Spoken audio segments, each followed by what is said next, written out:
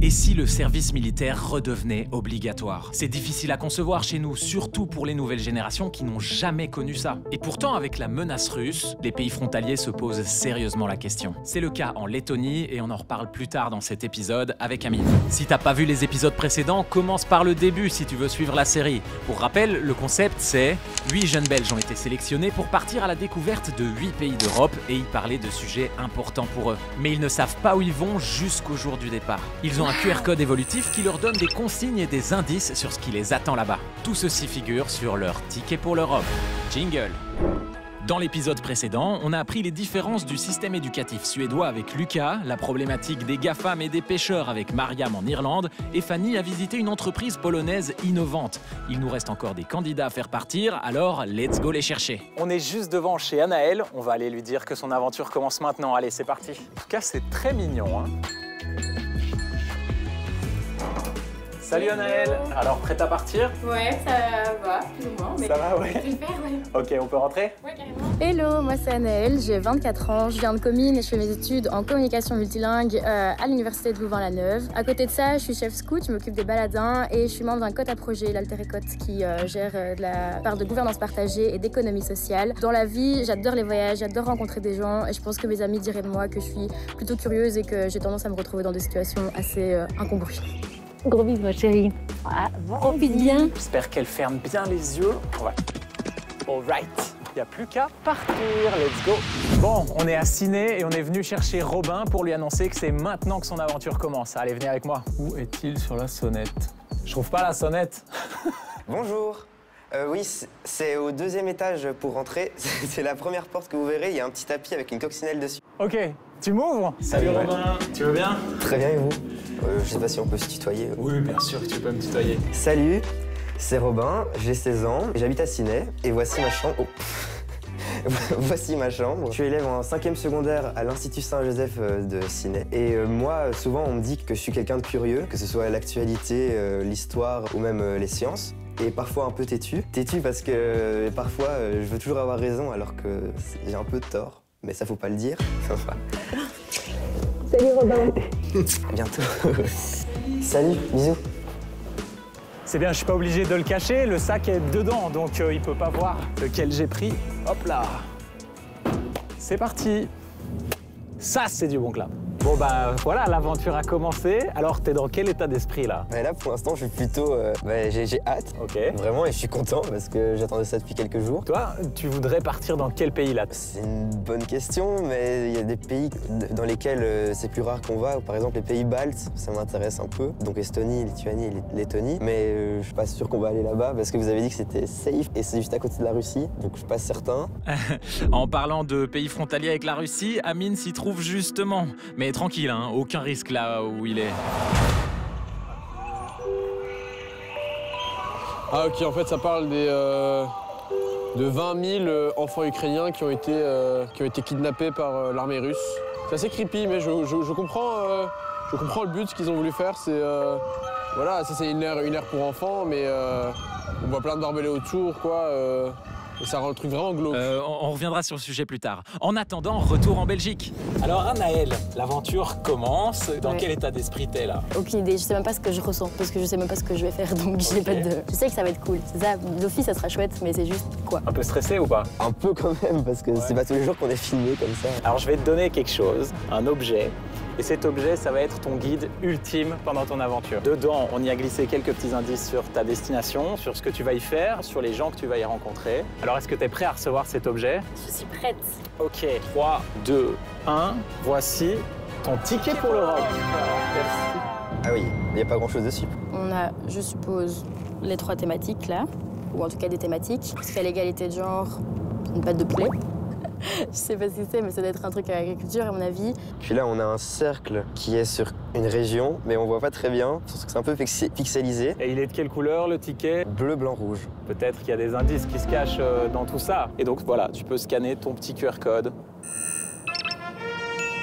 Ok, bravo, tu as réussi ton premier scan de l'aventure.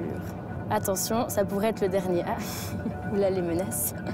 Tu as 8 minutes pour trouver ta destination grâce aux indices présents sur ton ticket. Si tu ne réussis pas avant le temps imparti, ton aventure s'arrête ici. Bah, let's go alors. Ah, donc c'est maintenant là? Ouais. On est gentil, t'as droit à 3 essais. Faut juste que je réfléchisse aux pays de l'Union européenne avec bleu, blanc, rouge dedans. La France, la Slovénie, la Slovaquie et la Croatie. Il y a aussi les Pays-Bas. Et logiquement, déjà, il y a la mer parce que c'est blanc et ça... Donc il y a la mer. Donc la Slovaquie, elle est un peu hors du jeu. Donc il reste Slovénie, France et Pays-Bas. Mais ça ressemble pas aux Pays-Bas du tout. Je pense que j'ai à peu près mon idée. Ok, tu veux faire un premier guess? La Croatie. La Croatie. Est-ce que c'est en Croatie? C'est ton dernier mot? Oui, c'est mon dernier mot. Est-ce que c'est en Croatie que tu pars, Robin? La réponse est oui. Ouais. Bien joué. Et t'as été rapide en vrai. Bah, je connais les drapeaux. Oui, c'est vrai que ça aide de connaître les drapeaux. Hein. Rouge et jaune. On joue à l'Espagne. Donc c'est ta première proposition officielle. Ouais. Espagne. Ouais. Et ben c'est l'Espagne, Mais bien non. trouvé. Trop contente, très contente. Tu sais déjà un peu des trucs sur la Croatie? Bah, je sais qu'ils ont été en finale de la Coupe du Monde en 2018. Ok, t'aimes le foot?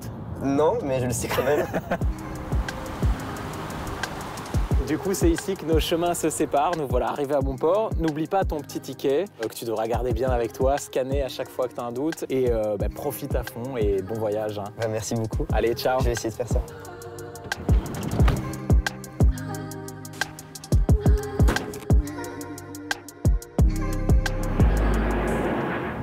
Bon, pour bien commencer cette journée, un bon petit déjeuner et je vous propose de scanner le QR code. C'est parti. À ton avis, quel est le rapport entre ces femmes et les éoliennes? Découvre-le en allant les rencontrer. Ouais, comme ça, je sais pas du tout. Je sais pas du tout ce que c'est. Hop là.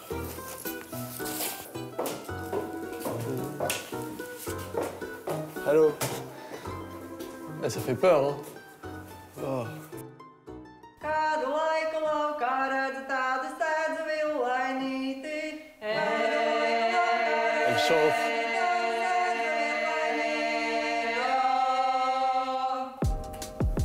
Bonjour. Hello. Hello. Enchanté.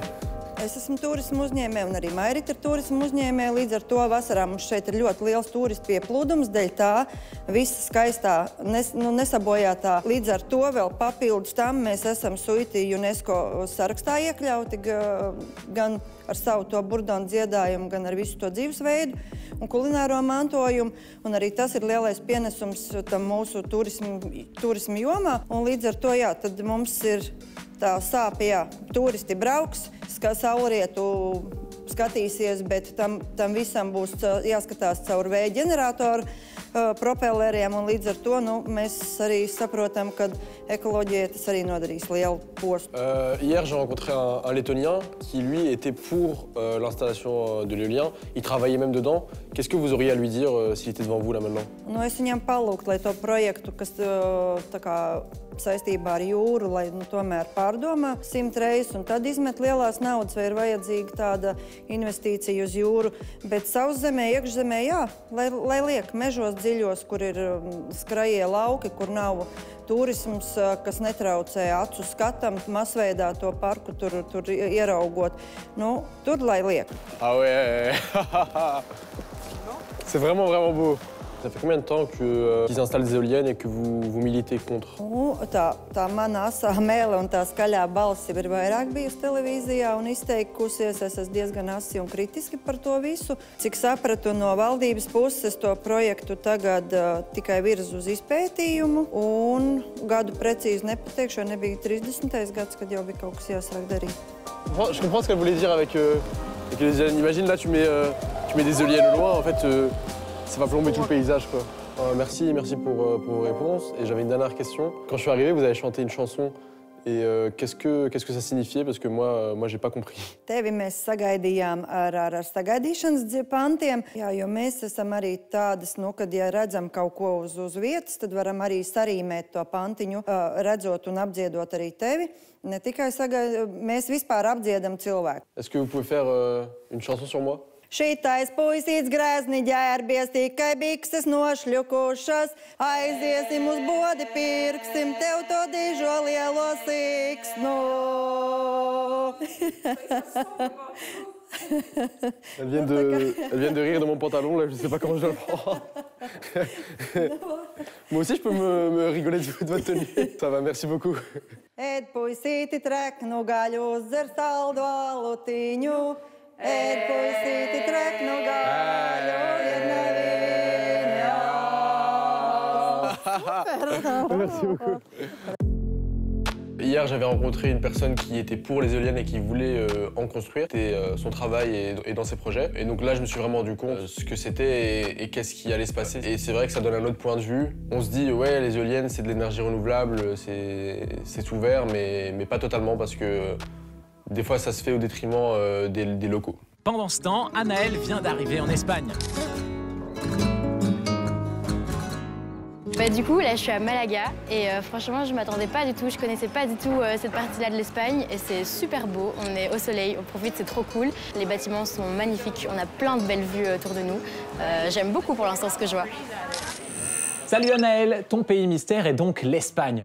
Faut-il vraiment la présenter? Bon allez, vite fait. L'Espagne est un royaume qui fait plus de 16 fois la taille de la Belgique. Il y a 48 millions d'habitants là-bas et la langue officielle est l'espagnol, ou plus précisément le castillan. L'Espagne est une des destinations touristiques les plus prisées au monde. D'ailleurs, en 2023, presque 84 millions de personnes ont visité le pays. Il n'y a que la France qui a fait mieux. Et c'est vrai qu'on y trouve certains des plus beaux monuments d'Europe. La Sagrada Familia de Barcelone, l'Alhambra de Grenade, la mosquée cathédrale de Cordoue ou encore le Palais Royal de Madrid. Pas étonnant qu'il y ait autant de visiteurs. La ville d'Alicante, au sud-est de l'Espagne, serait la plus ensoleillée d'Europe, avec en moyenne 2864 heures de soleil par an. Chez nous, la ville la plus ensoleillée, c'est Ostende, avec 1840 heures de soleil par an. 1000 heures en moins. Ils veulent pas partager un peu? L'Espagne telle qu'on la connaît aujourd'hui existe depuis le 6 décembre 1978, après quelques années de transition pour passer de la dictature de Franco à un État démocratique. Le pays a rejoint l'Union européenne le 1er janvier 1986. Voilà, c'était quelques infos en vrac sur l'Espagne.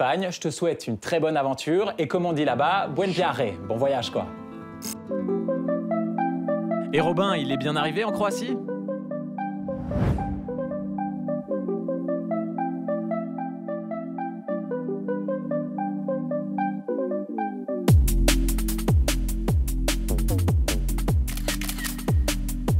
C'est plutôt joli, mais c'est dommage parce qu'il y a beaucoup de travaux pour l'instant dans le centre-ville. Mais c'est pas très touristique parce qu'il n'y a pas grand monde dans les rues, à part des Croates. Robin? Ouais? Tu cherches quoi? Bah là, c'est un peu dur, hein, mais je cherche l'amour de ma vie.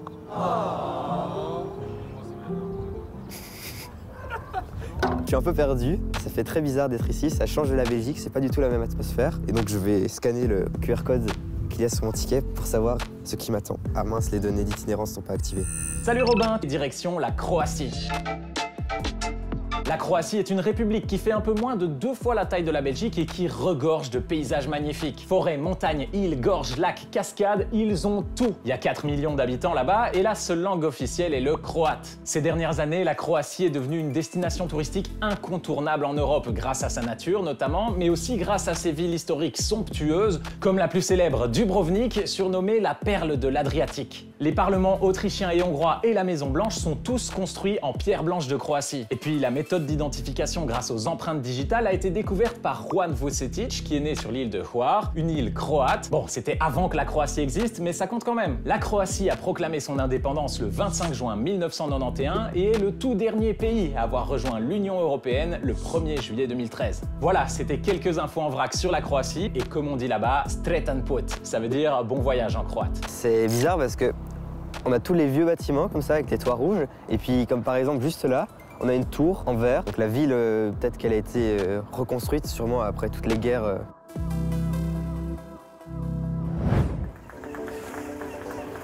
Hello sir, 2 tickets for Čačava. Thank you so much. Bon, donc ici je suis dans un bus laiton. Je sais pas du tout où je vais, pour de nouvelles aventures sûrement. Mais donc pour découvrir ce qui m'attend, je vous propose de scanner le code QR. C'est vous fou, t'es prêt à rencontrer ces mecs? Non, je pense pas. Ok, donc là je pense qu'on part à la rencontre d'un groupe de rock ou de métal, je sais pas trop ce que c'est, laiton. Devine de quoi tu vas parler avec eux. Je sais pas du tout parce que c'est pas du tout dans mes thématiques ça, donc parler de musique j'imagine. Peut-être de l'économie du métal ou leur éducation. Je sais pas comment attendre, franchement.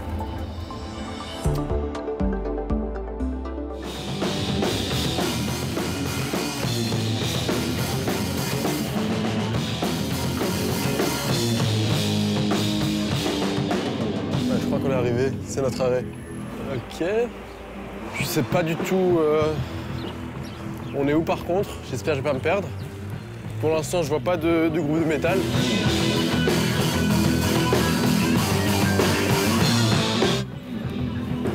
Normalement, c'est dans la rue juste ici. Je pensais par là. Ouais, je me guide au son. Ils sont à fond, hein. Allez.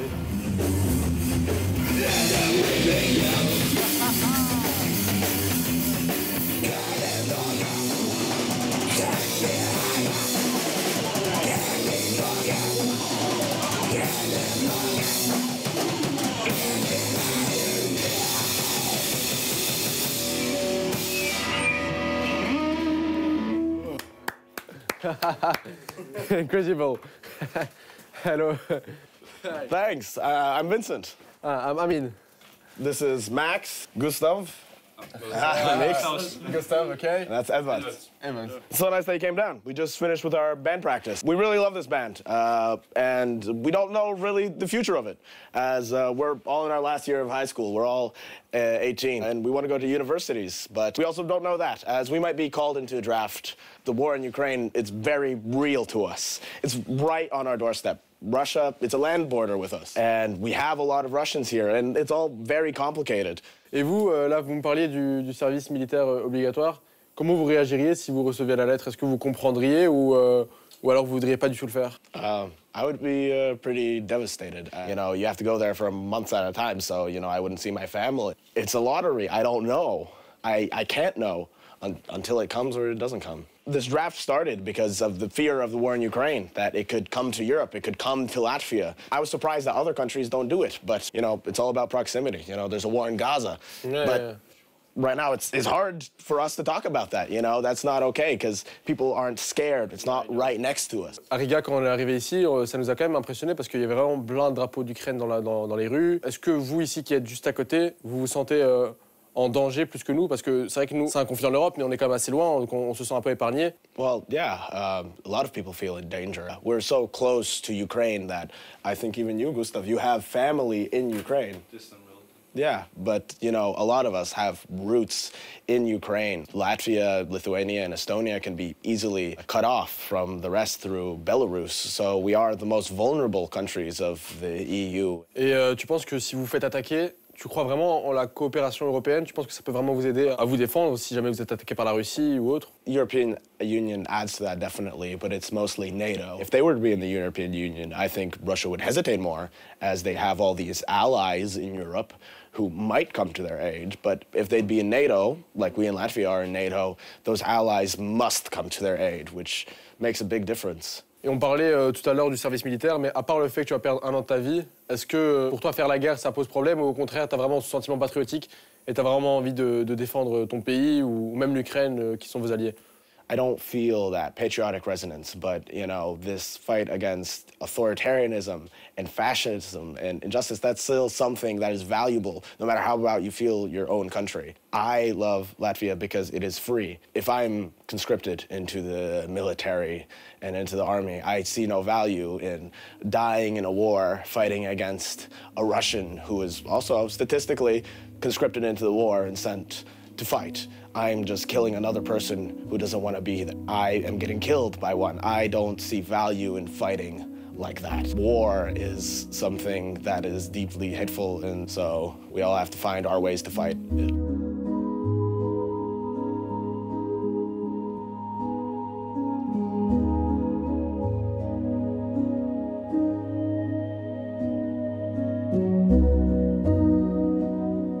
Hey, goodbye. Thank you for... Or not. Bye-bye. Thank you. Thank you for everything. Bye. All right, get Back to work. Oh, wow. Non, franchement, on les entendait du bout de la rue. Je suis arrivé. Franchement, ils sont super talentueux, ils sont super forts. Et c'était vraiment super intéressant de discuter avec eux. Vraiment voir la jeunesse, quoi, ce qu'elle en pense. Les gens de mon âge, ils ont 18 ans. Voir ce qu'ils pensent de la guerre en Ukraine, du service militaire, tout ça. Non, franchement, c'est super intéressant. J'ai beaucoup aimé. On est parti de Malaga pour aller vers Séville. J'ai hâte de découvrir la ville parce que de ce qu'on a vu, en tout cas des extérieurs, il y avait l'air d'avoir pas mal de belles petites choses à découvrir ici. J'attends de scanner mon ticket pour avoir la suite de l'aventure là. J'ai aucune idée de ce qui m'attend. On le fait maintenant? Allez, go! L'Espagne est souvent considérée comme une référence en matière de droits des femmes. Le féminisme y est très présent et ça se ressent. Sur les 30 dernières années, c'est le pays qui a progressé le plus rapidement à ce niveau-là, avec par exemple l'adoption d'une loi contre les violences de genre en 2004. Cette loi punit sévèrement les violences faites aux femmes et établit un vrai système de protection et d'accompagnement des victimes. Le pays a aussi adopté une loi qui prévoit l'instauration d'un congé menstruel et l'accès à des protections hygiéniques gratuites dans tous les établissements publics, genre les écoles, les prisons ou encore les hôpitaux. Et puis très récemment, une loi qui impose la parité en politique et la présence d'au moins 40% de femmes dans les postes à responsabilité de grosses entreprises est passée. Bref, c'est grâce à toutes ces évolutions qu'en 10 ans, l'Espagne est remontée de 10 places dans le rapport mondial des inégalités de genre du Forum économique mondial, en passant de la 29e à la 18e place. Faut dire que pour le moment, le gouvernement espagnol et la majorité au Parlement sont très progressistes et ça plaît pas à tout le monde. Certains voient toutes ces lois féministes d'un mauvais œil et on craint un retour de la droite, voire une percée de l'extrême droite aux prochaines élections, ce qui pourrait mettre un gros coup de frein à l'évolution des droits des femmes dans le pays. Mais tu vas discuter de tous ces enjeux aujourd'hui, alors je vais te laisser. Oh waouh, ok. J'ai eu l'occasion de rencontrer une prof de self-défense féminin, donc en fait qui m'a expliqué tout le principe de son activité. Lo que hacemos aquí es defensa personal femenina. Es una cosa que creo que es necesaria para todas las mujeres, pero no existen clubes de defensa personal femenina. Et depuis quand vous faites ça? Desde que soy muy pequeña empecé en un gimnasio haciendo karate, luego kung fu y luego sobre todo pues me he sentado a escuchar los testimonios de muchas mujeres que han sufrido algún tipo de agresión. Y con eso pues he ido adaptando lo que aprendía a ayudar a las mujeres a defenderse, porque una cosa que ocurre es que la mayoría de mujeres no han jugado nunca con la fuerza y nos cuesta, tienen como mucha resistencia al principio. Y uno de los grandes problemas es que todos los entrenadores de defensa personal suelen ser hombres y lo hacen todo desde el punto de vista de un hombre. Est-ce que tu as beaucoup de demandes des femmes? Est-ce que c'est quelque chose qui est vraiment très demandé? Sí, las veces que yo he hecho cursos todo el mundo quería seguir. Hay muchas mujeres que cada vez más se van interesando, pero eso, creo que faltan las estructuras, los gimnasios, los lugares en los que podamos hacerlo de una manera segura, porque precisamente hacemos esto porque a lo mejor no siempre nos sentimos seguras en determinados ambientes.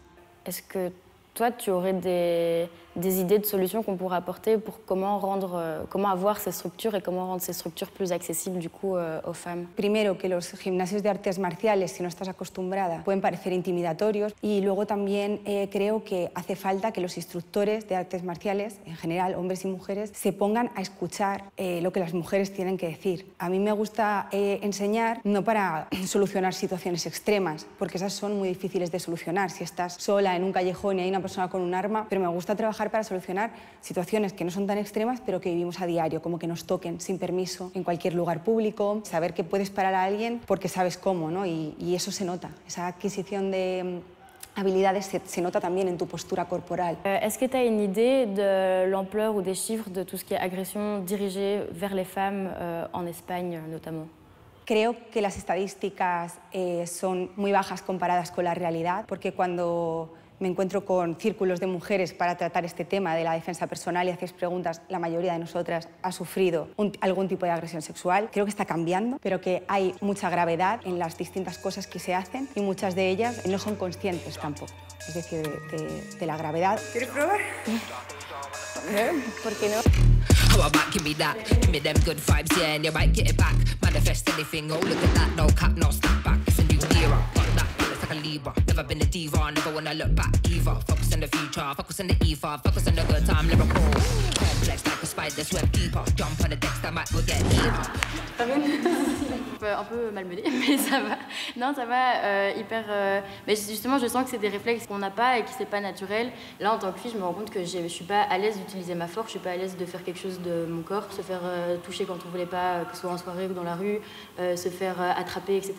Enfin, toutes ces scènes-là, malheureusement, on les a toutes vécues au quotidien et ça devrait devenir des réflexes. Et peut-être que si on avait tous ces réflexes-là, les gens se permettraient moins de venir empiéter sur notre espace personnel. C'est quelque chose qu'on ne nous apprend pas en tant que petite fille, de jouer avec sa force, de faire la bagarre, etc. En tout cas, self-défense ou au moins des initiations aux arts martiaux, etc. Peut-être que c'est quelque chose qu'on pourrait mettre dans les écoles pour que tout le monde ait la chance de pratiquer ces sports-là et au moins d'essayer, quoi, parce que c'est quelque chose qu'on n'a pas forcément dans les programmes. Juste donner goût, donner l'envie et éveiller la curiosité à ce niveau-là. Muchas gracias. Muchas gracias. La verdure, le calme. On dirait pas, mais pourtant cette ville a une particularité assez inattendue. Je suis en plein milieu de la campagne croate, tout près de la ville de Slavonski Brod, près de la frontière avec la Bosnie et Herzégovine. Et aujourd'hui, je suis sûr que plein de surprises m'attendent. Je vais scanner le QR code, comme ça j'aurai plus d'informations. Bienvenue à Slavonski Brod. La ville est championne de l'UE dans un domaine. Devine lequel en interrogeant les habitants. Et on voit le petit logo usine en bas à gauche. Donc c'est peut-être un indice. On va voir qui est-ce que je vais pouvoir rencontrer dans les rues.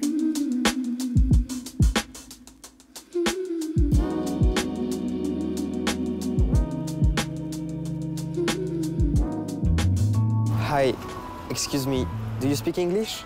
No? Oh, sorry. Excuse me, do you speak... No? Bah, pour l'instant, il n'y en a aucun qui ne parle anglais, donc c'est un peu compliqué. No? No? A little bit?